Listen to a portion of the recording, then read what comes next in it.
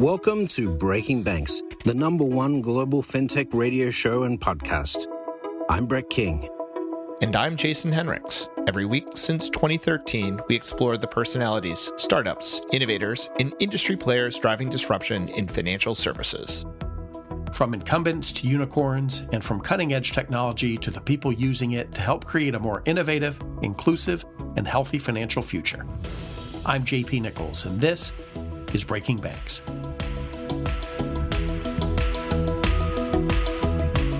Soft landings are a topic of hot conversation these days. The go-go days where you can always raise another round are gone. The ecosystem is littered with companies with little product market fit, less revenue, and even less runway. Many of these are looking for a soft spot to land. Unfortunately, M&A is hard in the best of times, and many fintechs are now looking to banks as the potential exit into the promised land. In the first half of today's show, Jason Zaler, partner at Oliver Wyman, and I discuss their new report on bank fintech M&A. In the second half, Robert Antoniades, general partner at Information Venture Partners, and I talk about 3 decades of venture cycles and M&A more broadly, including strategies for big banks, community banks, fintechs, and even VCs. So Frank Rotman wrote an amazing piece called Landing the Plane, which is we are in an environment where there are a lot of startups that were massively overfunded, many with maybe higher valuations and not business models that they could fully support, that are now looking to how do I land the plane? And a lot of this comes up with fintechs is, hey, banks should actually be acquiring these companies, right? And so, Jason, I want to start with right off the bat, like I'm pretty skeptical around that. You guys have the recent report around, bank fintech M&A, but I'm pretty skeptical. Like, why aren't we seeing more bank fintech M&A? Well, Jason, I think it's the right place to start because when you look at the top 50 US banks and the top 15 international banks in our report, and you turn the dial back 10 years, in that period, while there were thousands of M&A transactions, while there were hundreds of valuable bank acquisitions of other forms of businesses to grow or expand their franchise, there were only 94 examples of bank fintech M&A. And as a potential outcome, there's absolutely a limit to how many fintechs can navigate themselves into the position where an acquisition from a bank is on the table. And more importantly, and without reducing focus, to actually pull it off. There are many conversations at the top of that funnel, and very few deals get closed. There are a contributing number of reasons to this, and you mentioned our recent report that we put out where we spoke with industry experts from VCs, operators, bank corporate development, Wall Street analysts, et cetera. And the top limiting factors to bank fintech M&A don't just revolve around culture, people, and value creation. They don't just revolve around the capabilities needed to integrate and go to market. They revolve a lot around the idea of what's in it for the bank to bring this fintech in the door. Now, that question is underpinned by value, and the valuation of a fintech by the market from the folks on the cap table and investors at a multiple of forward earnings is one number. And the way that banks would see the value to be created by this acquisition and fold it into its ongoing operations is a completely different underwriting and value process where the synergies are often misaligned. Well, I want to call that out because 2 of the examples that you called out, I want to say from memory, is Green Sky and Ameritrade as acquisitions. I don't so much think of those as fintech acquisitions. They may be fintechs and tech driven, but those were big businesses, right? That you can actually, to your point of ascribing value, you can actually look at the value that they had and say, oh, this is going to be accretive to us because of, what it contributes, because they are tech driven, have greater profitability. It is going to do X, Y, or Z for us, either increasing distribution, increasing net profits, et cetera. You make a good point about the size of the company, and that's one of the surprising findings in this report. The earlier stage you get, the least likely you are to be considered for acquisition by a financial institution, especially a top 50 in the US or a top 15 internationally. I think that when you're unpacking some of the more noteworthy names, you get into deals that we didn't call out, as well as those that you mentioned. And some of the key themes across those deals revolve around sort of, I'd say, 5 dimensions for banks considering their acquisition. And then those dimensions are underlined by the data. So let me tell you what I mean. So first, if a bank is looking at acquiring a fintech, our research showed that there's a sizable percentage of deals where there was a publicly announced partnership between the bank and that target prior to the deal being executed, which means that they're aligned on perhaps their tech and innovation discipline. Secondarily is digital capabilities. If there's not a digital capability synergy, are you acquiring a team? Are you buying a new piece of tech to underpin and replace a legacy piece of tech? Or is there some other digital capability the bank might want? There's distribution and scale, and I'll give examples with names on that one in a minute. There's value preservation, which we hit on a moment ago. And then lastly, and most importantly, from everyone we talk to, is the culture. There are just not many fintech operators who aspire to be long-term bank executives. And there are not many bank executives that can pivot into the role of taking over an acquired fintech business, bringing it into the culture of the organization and carrying it forward. And when you look at those factors together, what you are left with is roughly the 94 deals I mentioned, but only about 10 to 15% of them reaching various materiality thresholds. I know you mentioned some pieces that have been written recently. I saw one piece that said 250 million is a materially impactful bank fintech deal. We cut the number around 300 million, and only 13% of our deals hit that threshold, which means that these deals are being focused on areas where they can be easily tucked in. They may be point solutions. The integration is not across business lines. They're probably not going to be dilutive.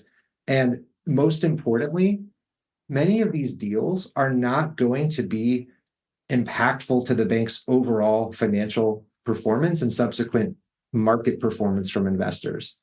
There might be questions asked, but they're not going to be pushing the needle, which creates the safety needed for bank executives to feel comfortable to do the deals.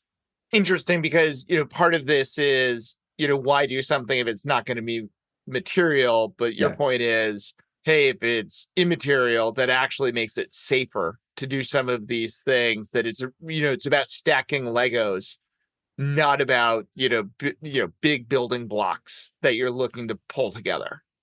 I think Legos is one. I think you could also say Tetris.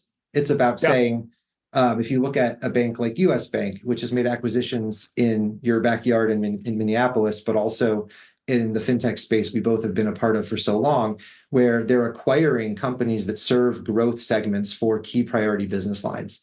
So if you're going to want to serve veterinarians, you want to serve doctors, you want to serve lawyers and law practices in the small business banking space, perhaps you acquire someone in that space as they have. Or you want to provide better functionality for small business card. You don't want to build the controls yourself. You acquire a company that has those controls baked in. So there are Tetris pieces that can be pivoted around an existing proposition. Where we're seeing fewer bank fintech M&A deals is the creation of a net new category. So it can be to push further into a market. It can be to expand the perimeter, maybe to defend some of the perimeter, but it's probably not to build a net new strategy with a net new segment and a net new product in most cases. Well, what's interesting, if you go to the flip side, who's made big moves? I'd say the one that's most interesting to me is if you look at SoFi, right? In terms of big moves, acquiring, first Galileo, then Technesis, then acquiring a bank, right? Like those were big moves. Each independent was a big play, right? Sure. Golden Pacific maybe not as large, financially, say, as Technesis or Galileo, but it gave them the charter, right? Like a new license. Do you think we're going to see the trend continue where it's a game of Tetris, or like a much bigger game a la SoFi, right? Because we're entering a new era, right? Well, yes, what you just shared is actually a great point that should be highlighted. While the paper looks at what you or I would traditionally call bank fintech M&A, and specifically the top 50 banks with charters, there's a huge category with a lot of exit potential for fintechs to sell to other enterprise technology companies, to other fintechs, and to non-bank financial institutions or players who wish to aspire to offer financial products. So to your question, yes, there's massive opportunity to unlock the bundling of, say, a new platform with a net new banking license that may have been acquired with the right regulatory oversight, and bolting on products that are point solutions as standalones that can be brought together and layered under a really dynamic customer experience to serve a clientele. That's 100% probably a simpler case for a fintech to be acquired by an entity that has or pursues a bank license. Where it's harder is when you look at the bigger deals that we've covered in our report. You look at, my former colleagues at JP Morgan, where the big four acquisitions over the last 10 years with public valuations that are fintech acquisitions are WePay, Instamed, Nutmeg, and Global Shares. And they were the league table leader in the number of deals of that size. You drop down and you've got Morgan Stanley buying Solium and E-Trade, obviously building out its position in that space. And when you go further down the list, there are deals that have not been as well received by the market, that have been sort of held up as good at the time, but maybe not in the long run, whether those are companies that have been floated for spinoff or that have been written down by their acquirers. And that gives folks pause when you're running a business unit that's growing at 3 to 5% a year, your headcount's growing and you're a senior level manager. There isn't always an incentive to say, how do I push the needle of my business forward? Yeah. And what we want to show, go ahead. Case, right? There's That's a good enough case, which is how much credit do I get for doing better versus how much do I get penalized if 4% becomes 3% because of a drag on earnings, right? That's 100% right. That's 100% right. And the integrations, as you know, have a very long tail. And so that's why we've seen such a high level of partnership tie-up before acquisition. There's an interesting stat that we cited in our report from some recent research that people should know about, which is that for the first time, there was also a percentage outcome given to successful IPO of companies in the fintech space that partner with financial institutions pre-IPO.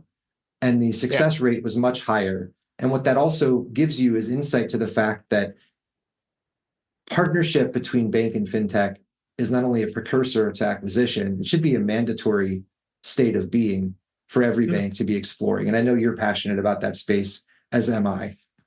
But when the partnership can be quantified to say your chances of an acquisition or an IPO in an environment with valuations down and a lot of Me Too and a lot of froth and a lot of challenge on what the future landscape will look like, man, you've got to go for that. And building those relationships between the bank and your fintech, or between your bank and the fintech communities, if you're the banker, is really paramount right now as the market evolves.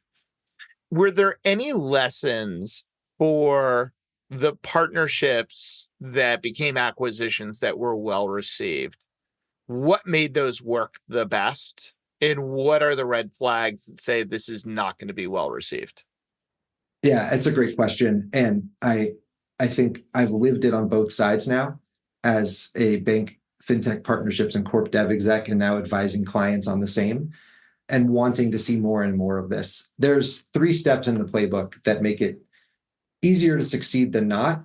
And there are a few other pieces that make it much more difficult. Let's start with what's easy. What's easy is having the right process up front to define what your first move will look like as a partner. All the ugly nuts and bolts from getting onboarded, passing a security check for cyber, having the diligence done on your platform, assessing whose cloud to play in, all of those pieces, which people gloss over, that's really the first step to make sure that you're going to be able to actually test the product or service that you could offer in partnership with the bank successfully. The second step is when there's a potential for the bank to have a story or a piece of skin in the game that's tied through your outcome. And what I mean is many banks do strategic investments in some of the partners they work with. If you're an early to mid-stage company, it's not just about value creation through partnership in a rev share model. It should be about, wow, there's a flagship Fortune 100 company that could be helping steer my product development roadmap, that could be offering me an incredible sandbox of dummy data and eventually customer data to test my solutions, they will have an outcome tied to my own if we can create synergy together. So that's the second piece. Well, and it's one of the yeah, reasons we created the Alloy Labs Alchemist Fund, right? Where our LPs are all our bank members. And it's different than other, banks' LP funds in that it is much more of a multi-tenant corporate venture capital fund for the reasons you described, right? Like we invest last, right? yes, We look yes. at partner and growth and how do we win together. And the investment's the last thing we do. And for many of the GSIB banks, especially, that's a similar approach where being in the room with the product team and with the founding team as they think through where to take their business is much more important than having a tiny position on the cap table. And if you can tie it to a future outcome where if we deploy you at scale inside our bank and your company grows in valuation because your success as a company is intertwined with our success, we're both going to win. Like that's a model that's really healthy. And the last piece there, which gets into how to make it successful on the partner side, is clear expectations of what would happen in a tie-up scenario. Is the culture one where the founders want to engage the bank post-acquisition if they were to be pursued for an acquisition? Or is it one where the founders are going to come in, make a smooth handoff, earn their cliff, and walk away?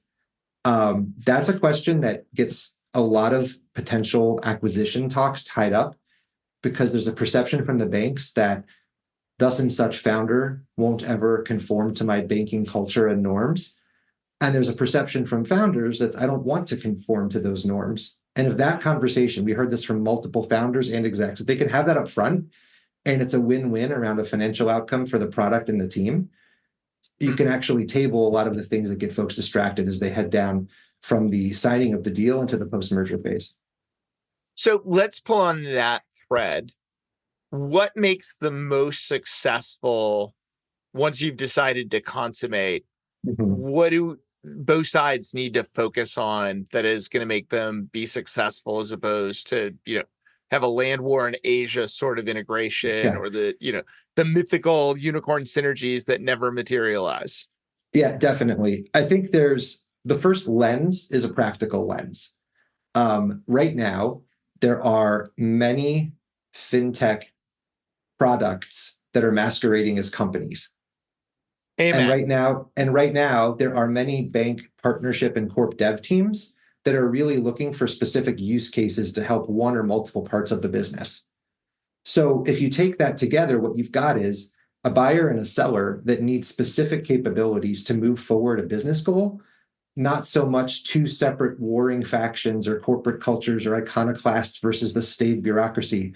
It's really two complementary atoms coming together, if done right. And there's 4 key components there. First, I hit on a moment ago, what is the integration strategy? If we tie up, what does the future state look like? While we're negotiating and deploying, who's going to govern this?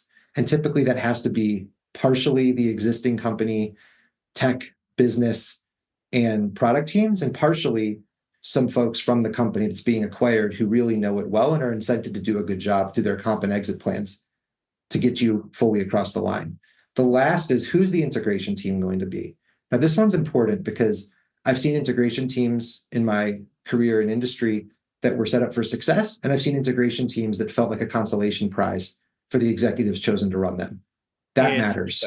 That really matters. And then the last piece is once you've got the strategy, the governance, and the team, what does the roadmap actually look like? At what point do you expect, for example, the founder or execs of the startup, if they want to depart, to do so? If they need to take a step back to do so, how do you communicate that? And how do you try to maintain a way that you keep some of the core team that wants to be in the new firm for a variety of reasons? They could be financial, they could be work-life balance, they could be passion for the product, and also recognize that many people will leave, and that's okay.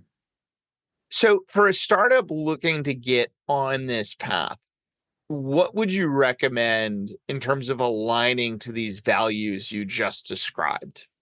Right? Like it feels like that is work that needs to be done on the startup side before, somewhere between thinking about a partnership to an acquisition, but certainly not, hey, we've consummated this. Now let's figure out how it works. Yeah, so I think there's a couple of key levers that you should be monitoring, and it's going to be through different mechanisms. Some teams do it through their C-suite or the founder. Some teams do it through their growth team, or some have strategic partnerships and alliances folks. My guidance is it helps to have an advisor on your board or someone in your executive suite that has worked with large FIs, and in this case, I'll use banks specifically, in the past and knows how they work. It can really reduce the errors. First, investing in the right capabilities. So are you building a solution that's actually a unique value prop on unique tech, or is it on someone else's rails and could be easily duplicated? You can't have the conversation if it's the latter. The second one is if you have a narrow go-to-market as a startup or a fintech, you might box yourself out from some of the acquirers that you would want to talk to. However, point solutions, as we just hit on, are a huge piece of why these deals happen. So identifying the market sizing and opportunity for one of many of your products, or to narrow your focus down to one or two key go-to-market approaches is huge, instead of trying to be too many things to too many potential customers. It feels like too often that too many things to too many customers feels like a shotgun. I'm going to hit something if I do this, but it actually works against you. I think that for all of the Twitter and LinkedIn thought pieces on focus, many, I'm sure myself and yourself included, still struggle from time to time to narrow the aperture and keep ourselves locked in. But when you're building a product that could be acquired, that is the ballgame. You get to target selection. Maybe you shouldn't waste your time trying to sell into the top 4 banks in this country because the process is too cumbersome. They already have similar capabilities, but you look at the regionals and the super regionals and the credit unions and the community banks, and there's a way to go to market there. And then the other pieces that are sort of important that we haven't touched on, we talked about the process to a deal, and we talked about integration, but being aware of the regulatory landscape, I don't have to tell you, Jason, every other podcast, every other thought piece is a new development on emerging regulation or companies that are tripping regulation that maybe should exist. And so being aware of the environment and how you're building, and building in a bank safe or bank compliant way, can really knock down some of the obstacles to a deal. Yeah. So if you're a bank beginning to think through this, the flip side here, where do you think a bank really needs to get their house in order to make an acquisition make sense? Is there prioritizing your Tetris game? Yeah. So I will speak for a bank that has, let's call it one line of business. Let's say it's a retail bank. And you can extrapolate this out to any bank, to any type. But in many institutions, there are different teams in each line of business that are looking at acquisition. Let's just pretend we're a retail-only bank. There's a team that's something like partnerships and corporate development. The 3 enabling factors to make that team sing are the following. Number 1, working hand in hand with the triumvirate of business, product, and technology to understand the problems that cannot be solved through internal build that help defend your place in the market or expand your moat or competitive advantage. That's number 1. So it's not the shiny object that no one needs. It's an acute problem that you're trying to solve. And then when you understand what those problems are, covering the startups in that space, just like you would an internal stakeholder, meeting the founders, understanding the competencies, exploring how it would fit into your environment. That's first. Second is when you've engaged the stakeholders internally and have decided that between build, partner, and acquire, you're going to explore the acquire route, you want to be looking at companies that have not only been exposed to you in the past, that you may be familiar with, but also to have a challenger perspective on board that has not seen those companies, that might not have those biases to tear into some of the assumptions you make as a practitioner in the space. That's really important, to have a challenger or a bar raiser on the thinking behind engaging for a deal. And then the last piece, and it might be the most important, is to recognize that if you start 3 to 5 acquisition conversations, you're not going to close them all. And not closing the acquisition is an okay outcome. If you're a bank executive and you think you need a capability and you kick the tires on 3 similar vendors or startups in that capability, and nothing meets either the price you're willing to pay, the value or synergy you could create, or some other obstacle comes up, do not execute the deal because of FOMO. Don't execute the deal because of any other pressures other than this is the right thing for our group and for our company. And you and I can both point to places where that advice has and has not been followed. More often not to be a pessimist, but Your words, not mine. Oh man. So what is your forecast for upcoming? We know a lot of these fintechs are looking for soft landings, air quotes on soft landings. Yeah. Right. We're hearing it all the time. And please, if you're a startup out there that does, AI underwriting for unsecured consumer in underserved markets, please do not send me your deal. We're not interested. Not the soft landing we're looking for. Right. Yeah. The question I have, though, is the outlook for M&A. Do you think we're going to see more bigger deals? Are we going to see a flurry of activity around the Tetris?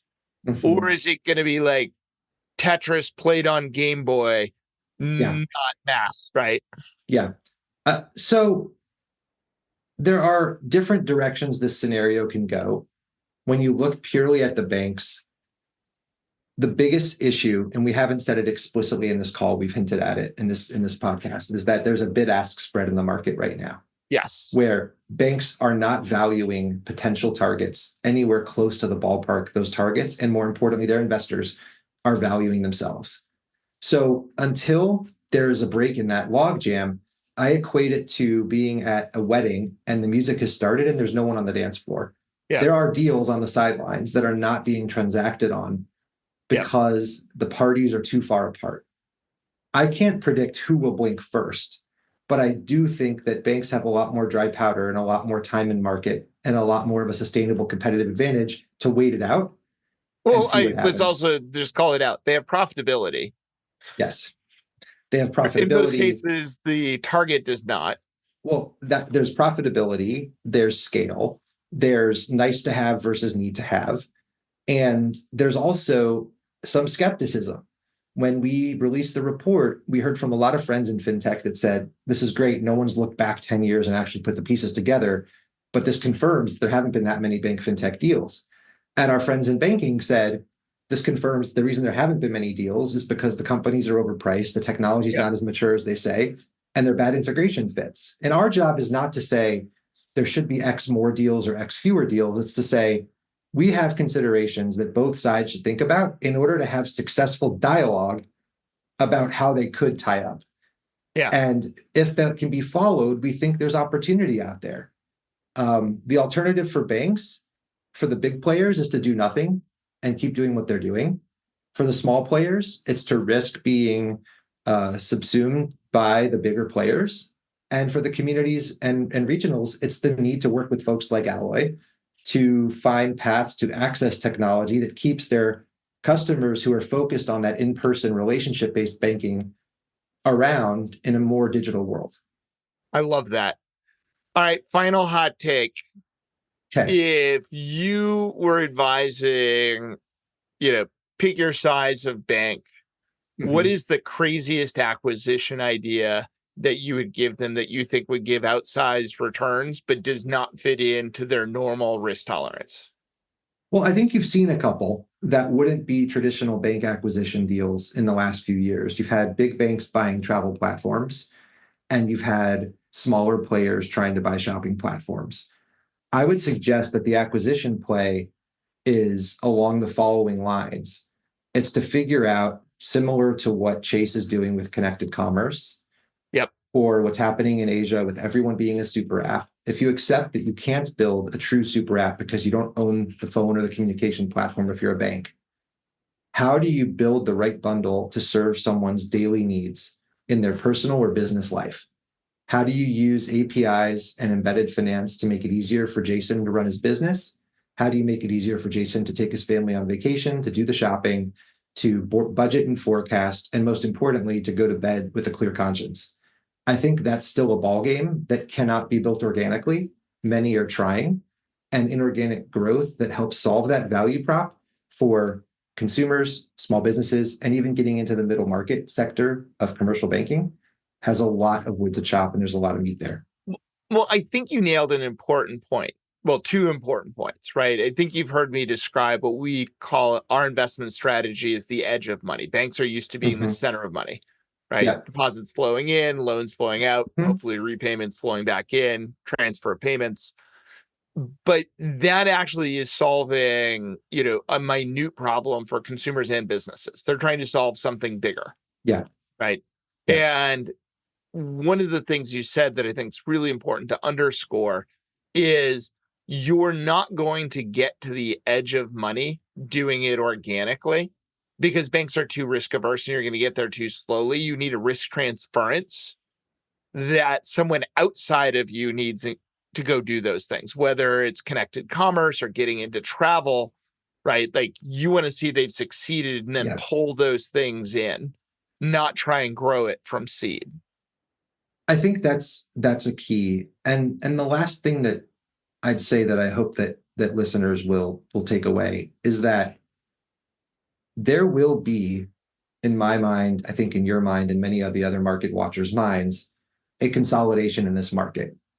It's coming.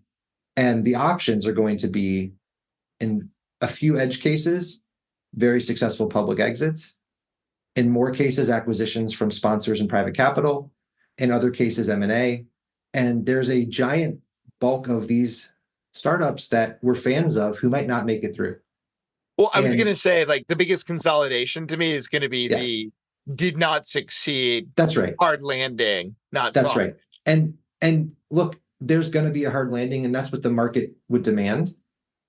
But if you're in a company where the tech is actually differentiated and going it alone hasn't worked, it's also a really good moment to pivot and lean into some of these conversations we just talked about. Yeah, absolutely. I think that's a great place to end. If people want to get a copy of the study or reach out to you, where can they find that? Definitely. So the Bank Fintech M&A report is on oliverwyman.com. You can find me on LinkedIn, Twitter, or at my very public firm email address, which you can also find on the Oliver Wyman website. Thanks for having me today. This show is brought to you by Alloy Labs. As much as we love talking on the show, we believe that action is more valuable than talk. Alloy Labs is the industry leader in helping fearless bankers drive exponential growth through collaboration, exclusive partnerships, and powerful network effects that give them an unfair advantage. Learn more at alloylabs.com. Alloy Labs, banking unbound.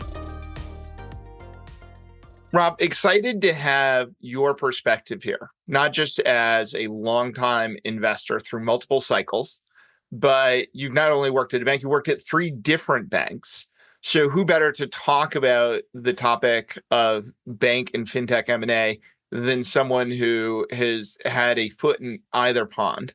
Now, I'm curious when we start, and as you and I were brainstorming this, and we raised the question, should banks be looking to acquire fintechs? And you posed the question, do you mean now or in the broader context? I'm curious, like, do you have a different answer about, like, at this moment in time, that I think we can characterize as, there's a lot of overfunded fintechs looking for soft landings. Should banks take advantage of that? And if so, why? Or, broadly, should they be looking at acquiring fintechs? Yeah, and I think those are 2 different questions. And I think you're right that there are far too many fintechs around and today. There's too many have been funded, not enough have gotten traction, and very few are critical mass. So if you are a bottom feeder, if you think if you're valuation driven, this is the right time to buy. But I don't believe that that's the right strategy for banks. For PE shops that are using some of their portfolio companies as consolidation platforms, buying on the cheap it makes a lot of sense, and that's a business model you can pursue. But for banks, I think it's different. I think banks have to be driven by strategy. Banks have to be driven by effectively return on capital, return on equity for their shareholders. And so while the cheap valuations part of that actually makes sense, I don't think the strategic element makes a lot of sense. What should banks buy? Well, from my perspective, banks operate on costs. The lowest cost bank in the long run will win. Frankly, banks will beat fintechs in the long run because they have lower cost bases. And that's why you see some fintechs actually acquiring banks, because they can access deposits and get lower cost of capital. But so if you go back to the premise, what drives lower costs? It's critical mass. And so if you have a payments business in a bank and you see an opportunity to do a small tuck-in that gives you more critical mass, that makes a lot of sense. If you are a bank that wants to be in the payment business but isn't, then you have to go out and do a major acquisition and create that new line of business within the bank. And to me, those are not value plays. That is not a value play. If you are not in a business that you want to be in, that's a strategic acquisition. You have to go and look at the entire landscape, understand who the best fit is. In fact, you might be working with them already. You might have come to the conclusion that you need to be in this business because you've partnered with somebody and it's working extremely well. Those transactions. Can I pause you right there for a second, though? Part of what you described, though, that is the acquisition really of a business, right? Like a real business, a sustainable business that you should be able to value based on multiples. Is it accretive? Like you're doing it for finance or you're doing it strategically, as you said, but you're really buying a real business. Is that a correct interpretation? You are buying a business that you intend to build into a real business, but it could already be a real business, correct? Okay. Yeah. Okay. Continue. Sorry.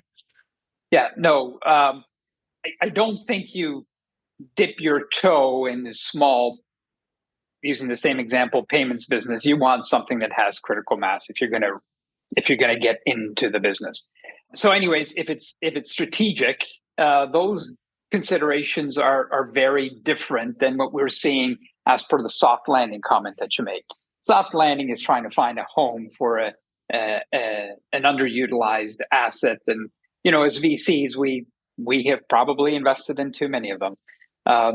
So I think about the discipline that's required by banks. And that's probably why we don't see banks buying a lot of fintechs, because they have to be driven by strategy, which is dictated by the board and the senior management team. It is driven by the current environment. As an example, I think the world is different pre and post SVB. What's a priority for a financial institution, a bank, probably is different. How they think about their business has changed. Things like COVID have changed the business. I think about the acceleration of digital payments through COVID, and I think of the lesser importance of branches. Banks, unfortunately, unlike fintechs, have to be omnichannel. They have to serve a customer, whether it's the 88-year-old retiree or the 18-year-old high school graduate. And so, their strategic considerations are different than a single product fintech that faces a certain segment of the consumer market. So again, you got to go back to the strategy of the bank. What's driving it? How important is it? And can we do something there? And that's what drives the M&A activity. What do you make of, some of the argument is you're doing it for an acqui-hire or a piece of technology that hasn't necessarily proven it has product market fit because it hasn't been able to scale? If it is core to your strategy, I like those acquisitions.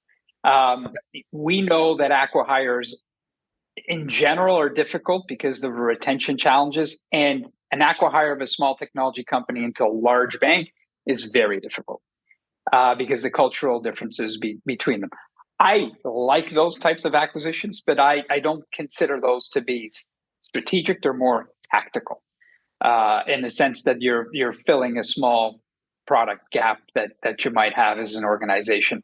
And I think that's great. But when I think of M&A and I think of JP Morgan and I think about Citi and large banks around the world,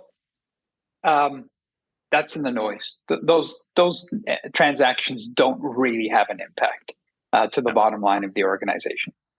Now, what about at this point in time, too? Not only are we, I think, at an inflection point for fintechs, we're at an inflection point, as you alluded to, for banks.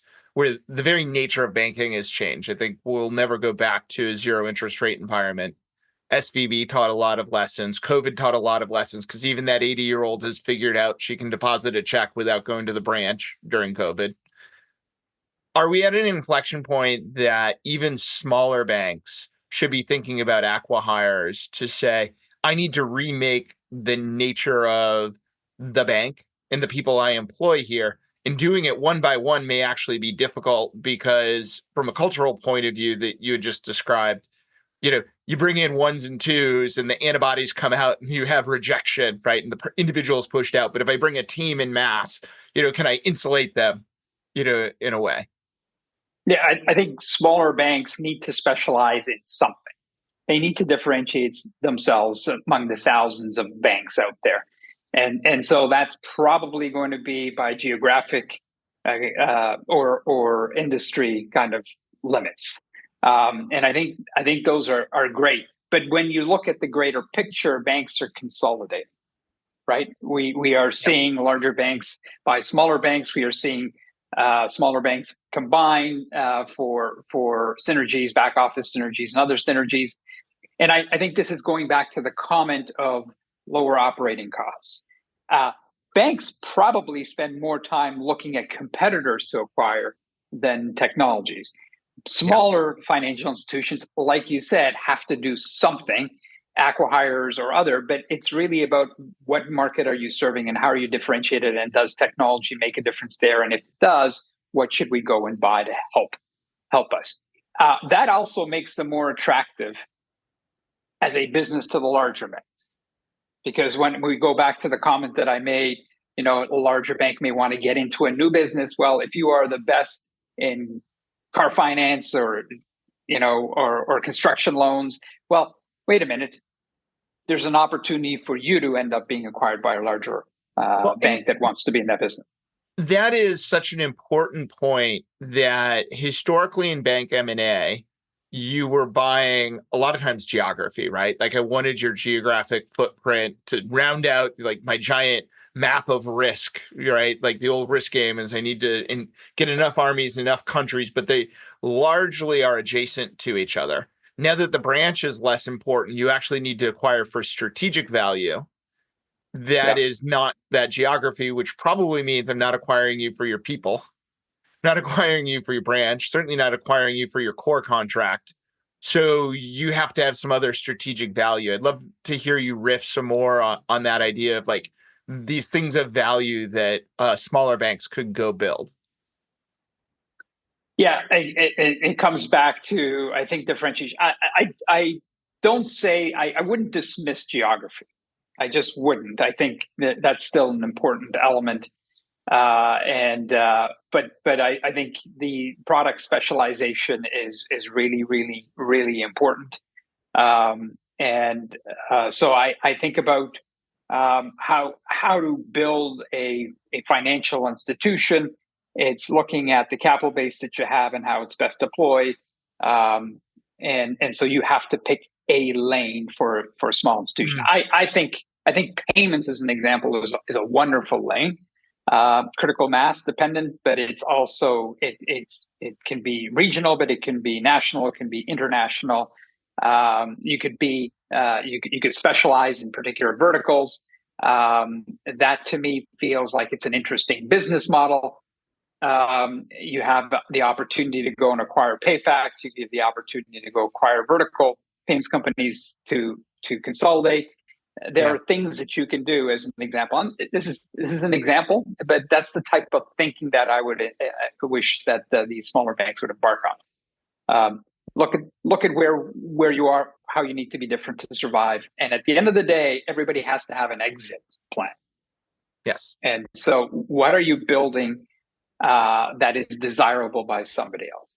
I mean, if you're looking at the bulge bracket banks, the large banks, they're fighting on 100 fronts. They've got hundreds of products. Yep. And for them, it's a different decision. But for a smaller financial institution, you cannot compete on all 100 fronts. You will never have enough FX volume to be a player in that business. Never. So you might as well use third parties, use technology, see that to the aggregators and just do something that is different that you can excel at. Well, when I worked for Michael Porter, he made a big point within strategy that it's not about what you choose to do, it's what you choose not to do. That becomes important. I think that's one element you're really highlighting is you need to go do something different, and you need to quit doing a bunch of these other things that you're going to be doing subscale and less well. How do you get boards that have traditionally thought themselves as miniature versions of these larger players through something like that? Always bring in talent that challenges the norm. It's all about board composition, from my perspective. A regional bank, a community bank, needs not to establish these boards with people only from the community, because you get that narrow-mindedness, and that sounds worse than I really mean it to be. But you need to have external kind of challengers on the board. It's the role that independents play. We got to challenge ourselves, and strategic thinking is part of that. This is an interesting angle. Should bank boards be considering adding fintech players to their boards of directors, bringing some of that technological and product expertise? I think bank boards should think about having technology leaders on their boards. Those can be from fintech. Absolutely. I think that's one way of doing it. But I think there's a broader, banks aren't bricks and mortar anymore. They're bytes. They're ones and zeros. Yep. And so we have to have technology expertise. Part of that is on the product front from fintechs, but part of that is cybersecurity. Part of that is privacy. Part of that is infrastructure. So I think banks need to develop that expertise. No different than we have comp committees and audit committees. We should have technology committees and security committees. Best practices would suggest that you have expertise in all those areas. Now, a small financial institution cannot do all of that, so it has to pick and choose. But my point is, don't staff your entire board with people who are representative of the community that you operate in, because that's the kind of thinking you'll get. You need to bring in outsiders who have a different perspective, and it might be a functional area of difference. Bringing in technology or strategy people, or it could be just a different experience set within financial services. So because they're all competing. Picking and choosing. Want to transition a little bit to the investment and the fintech side. And you'd previously mentioned, hey, we've all, as an industry, overfunded a bunch of these startups, right? So now we have portfolios that, many probably raised too much money at too high of a price that may or may not find a soft landing. But there's a tension, which is we still need to keep investing. How are you guys working through that? Well, so it's true. We have to keep investing. That's what we're paid to do. And I think there's two forms. One is to take a look at the existing portfolios and identify the ones that have the best prospects, and continue to support those, understanding that it always takes longer and costs more money to build startups, whether fintech or in other areas. And the second is to look for new and interesting ideas that support the investment thesis that you have as a fund. But I don't think, and we've never practiced this, there's a rush to invest. Our funds, we do 10, 12 deals per fund. It's very anti-typical VC. I mean, it's not 40, 50 spray and pray. It's 10 concentrated bets, high conviction bets. So for us, it's never been about volume, but for the industry, many times it has been about volume, and now they need to call. For the startups in the portfolio, the existing portfolio, what advice do you give them in the current market? So if you're selling into banks and financial institutions, the most important advice I can give you is that long sales cycles have become longer. There is no urgency to make decisions in this environment. The banks are at a bit of an advantage here. The fintech community had a lot of momentum. Things have changed. Things have slowed down. And so the banks can take their time, but they also need to reestablish what their North Star is. And so we need to understand what their priorities are. If you do not believe that the customers you are selling to prioritize your product, service, or solution, we need to pivot. If this is a priority, then you need to understand over what time frame, who owns the budget, why they're making this decision, and make sure that you have enough runway to go and prove that you can get to the next milestones. But going back to my opening statement, it's taking a lot longer to sell into banks than it has. And look, I'm not blaming banks. If you look at the mass layoffs that have happened, if you look at the reorgs that these financial institutions have gone through, everybody's trying to figure out who's doing what. That is a natural a break in the sales process. The champion that you had today or yesterday may not be the champion you have today. You have to re-educate that new champion. It takes a lot longer. So one of the partnerships we're doing between Alloy Labs and a major fintech, we are on our 11th executive sponsor. Oh, 11.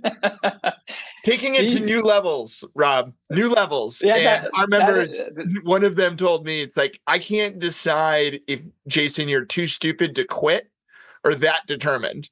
And I, day in and day out, don't know which of those I am. But it does also. So you've lived it. You've lived it. You understand exactly what I'm saying. It's frustrating. It's incredibly frustrating for the entrepreneurs and the teams, and it's equally frustrating for us. But we have to deal with it. There's no way around it.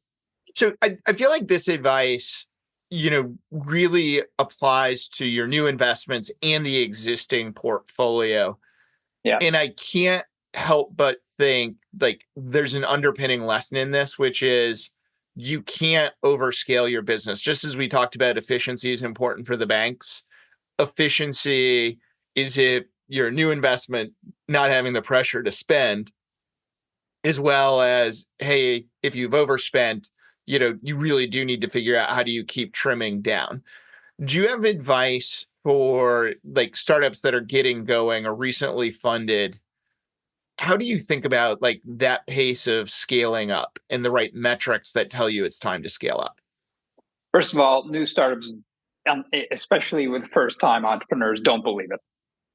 They don't believe that this is an issue. They think they can just walk in and sell, and so that's the first thing I would say is listen. But once you're in business, it's really about understanding the metrics of selling, and by that I mean understanding your sales cycles, duration of sales cycles, duration in each segment of the sales cycle. What's your min, your mean, your max?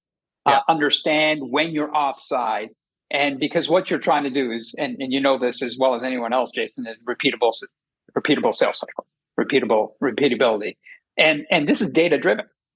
If you have a big enough funnel, this becomes a statistical exercise. With your first customer, there isn't enough data and you're learning. But still measure everything you possibly can from the very first day and from your very first sales opportunity.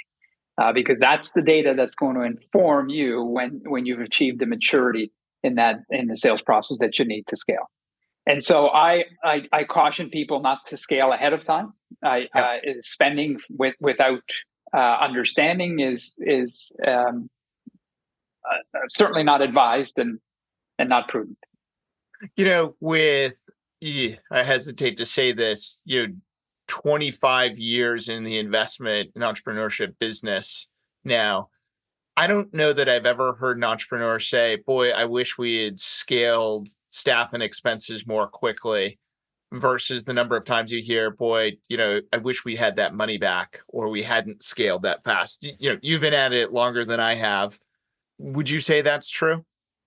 I think that's true in at least 99.9% of the cases. Yeah, that is absolutely true.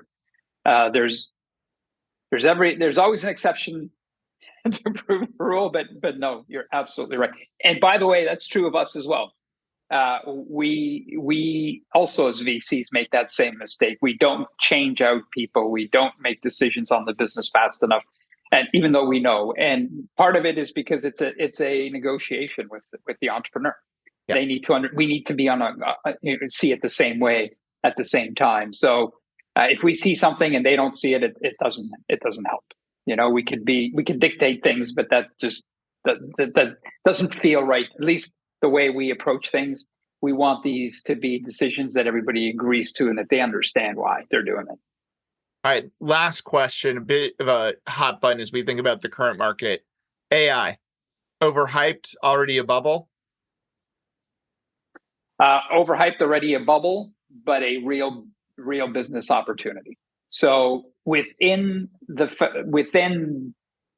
universe of AI companies, we have too many, but there's going to be some real winners. AI will inform and change the way organizations, including banks, do business.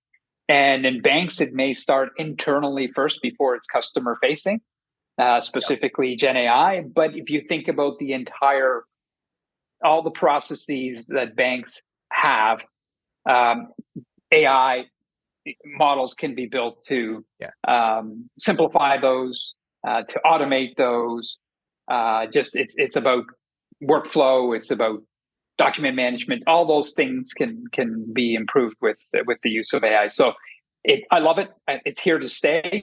It doesn't mean we haven't invested as an industry, invested in too many of these companies, but so be it. That's just the way venture works. Love it. Rob, thanks for sharing your insight, both as a banker and as an investor. Very sage advice for the big banks, the small banks, and the fintechs out there. Thanks, Jason. Anytime. Appreciate it. That's it for another week of the world's #1 fintech podcast and radio show, Breaking Banks. This episode was produced by our US-based production team, including producer Elizabeth Severance, audio engineer Kevin Hersham, with social media support from Carlo Navarra and Sylvie Johnson. If you like this episode, don't forget to tweet it out or post it on your favorite social media, or leave us a 5-star review on iTunes, Google Podcasts, Facebook, or wherever it is that you listen to our show. Those actions help other people find our podcast, and in return, that helps us build an audience that can be supported by sponsorship so we can continue to provide you with our award-winning content every week. Thanks again for joining us. We'll see you on Breaking Banks next week.